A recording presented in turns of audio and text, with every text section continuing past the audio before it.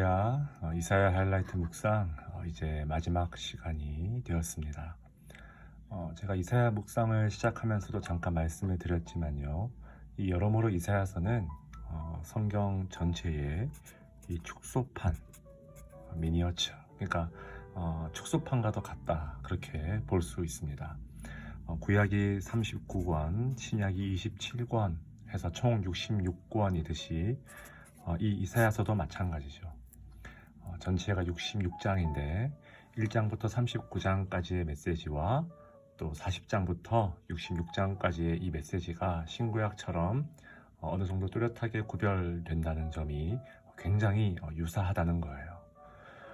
구약 성경이 여러분 모든 언약이 실패한 것처럼 보이고 이제 신약에서 오실 메시아, 오직 그분 외에는 우리에게 아무런 소망이 없다는 진리를 가르쳐 주는 것처럼 이 이사야서의 전반부의 마지막 장인 이 39장도 마찬가지예요. 지금까지 우리는 히스기야 왕이 얼마나 신실하게 오직 하나님만 붙들어 왔는지, 얼마나 많은 순간 기도의 능력을 통해서 위기를 극복했는지, 정말 메시아의 자질이 있는 것처럼 보이는 말씀들을 주로 묵상해 왔습니다. 자, 그러나 39장 오늘 말씀에서요, 우리는 다시 한번 인간의 완전성에는 그 어떤 희망이나 기대도 걸 수 없다는 사실을 보게 됩니다. 이 39장의 이 에피소드로 인해서 우리는 더더욱 이 40장 이후부터 선포되는 진정한 이 메시아에 대한 그 예언의 말씀에 더 온전히 소망을 두게 된다는 것입니다. 자, 그렇다면 히스기야가 결국 무너진 지점은 여러분 어디였을까요? 오늘 말씀 1절에 보시면 히스기야가 병들었다가 다시 한번 이 하나님의 강하게 하심을 힘입은 직후라고 되어 있습니다. 다시 한번 이 생명의 기회를 허락하신 그 순간, 깊은 이 하나님의 은혜를 제대로 체험한 바로 그 직후죠. 그런데 바벨론 왕 무로닥 발라단이 뭡니까?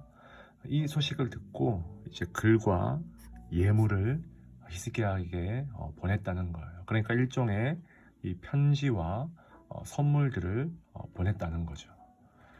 자, 그러자 2절에 보니까 여러분 히스기야가 이로 말미암아 굉장히 기뻐합니다. 여러분 생각해 보십시오. 이름도 없는 너무나 약소국 중의 약소국인 이 유다 땅에 저 동방의 대국인 바벨론 왕이 직접 이렇게 관심을 가져주고 선물을 주니까요, 입이 찢어지는 거예요. 요즘으로 비교하면 뭡니까? 동네의 작은 구멍가게 비즈니스 운영하는 사장님에게 글로벌 대기업 회장이 직접 관심을 가지고 함께 파트너로 사업하자 그러니 인생의 대박 기회가 이제 눈앞에 있는 듯한 그런 느낌이 이제 든다는 거예요. 처음에 히스기야는 분명히 그런 마음을, 선한 마음을 가졌을 수 있어요. 이때야말로 전 세계 열방에 하나님의 영광을 선포할 수 있는 놀라운 기회구나, 그죠?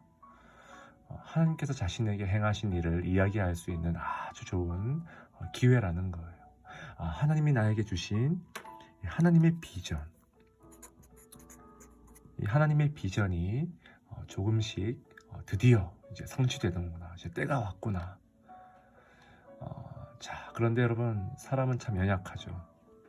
어쩌면 우리 인생에서 가장 큰 유혹은요, 내가 아프고 병중에 있을 때, 나약하고 쓰러져 있을 때가 아니라 회복되었을 때, 모든 것이 좋아 보이고 잘 나가는 것처럼 보일 때, 바로 그 순간에 하나님 주신 비전이 아니라 내 내면에 꾹 눌러두었던 이 야망이 걷잡을 수 없이 표출되는 너무나 위험한 순간일 수 있다는 것입니다.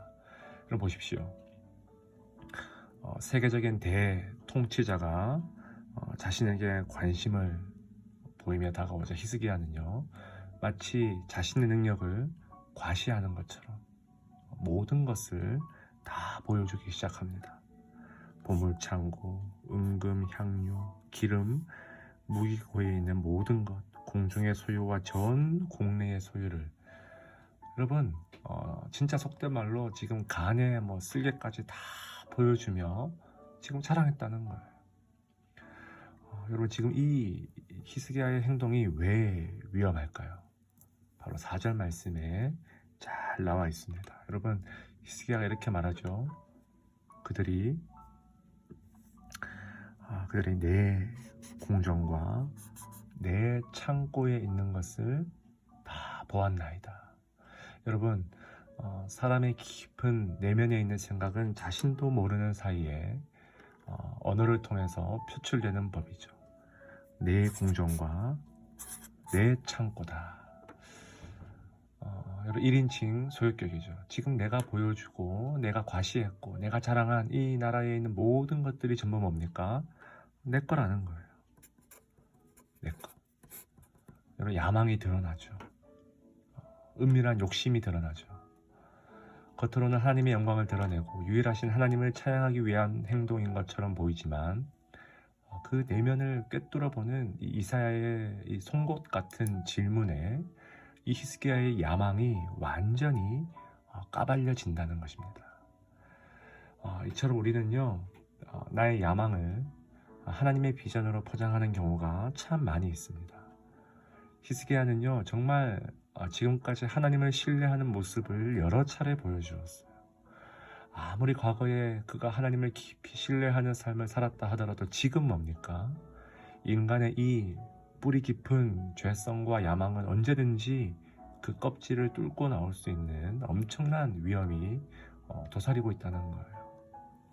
자, 결국 하나님은요 이사야의 입술을 통해서 심판을 선포하십니다.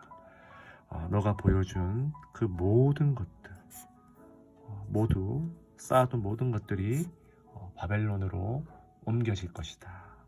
남을 것이 없으리라. 여호와의 말이니라. 그뿐입니까? 너의 자손이 너의 다음 세대가 바벨론의 황관이 될 것이다. 여러분 무시무시한 심판의 말씀이죠. 자, 그런데 여러분 하나님의 비전이 아니라 자신의 이 야망에 완전히 사로잡힌 이 히스기야가 어떤 참담한 반응을 보이죠. 좋소이다. 내 생전에는 평안과 견고함이 있으리로다. 하나님의 심판의 말씀을 심판으로 받지 못하는 지경까지 이르게 된 여러분 이것이 바로 야망을 가진 자의 전형적인 그런 모습이다라는 것입니다. 여러분 내 생전에 나만 이 평안과 영광을 누리면 전부라는 생각, 다음 세대가 어떻게 되든 상관없이 다른 사람이 어떻게 되든 상관없이 그저 나 혼자 내 시대, 내 가정, 여러분 교회도 마찬가지예요. 그저 내 교회만 어떻게든 잘 되면 다른 뭐하는 교회들이 어떻게 되든 상관없다는 이런 생각.